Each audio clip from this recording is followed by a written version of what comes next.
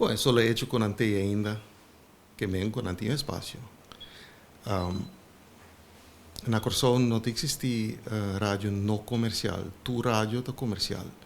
Tem país afo tem rádio não é subsidiado de governo ou outra instância. Pode ser rádio não religioso, por aí subsídio de não membro não de emissão.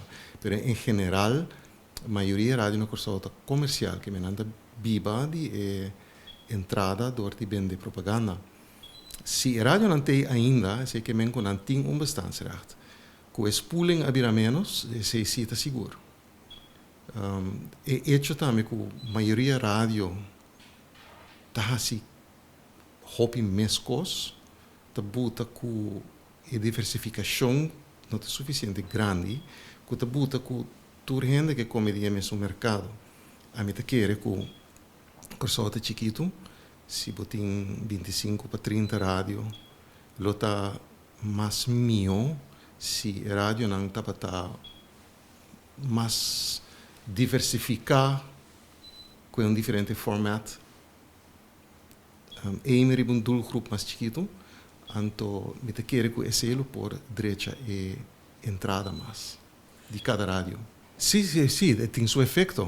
Na América tem um efeito grande, tem hobby negócio na companhia grande com um percentagem bastante grande de marketing e na por social media, por exemplo.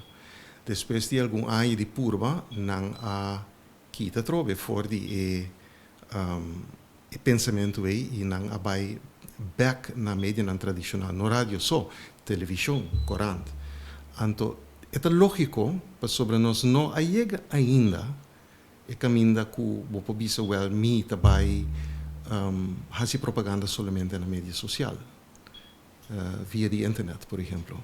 Mas sobre tem mercado bastante grande e foi ainda de gente que tem sem para gastar para comprar produto, que não está internet savvy e não está conectado à internet. Que menos não chega ainda.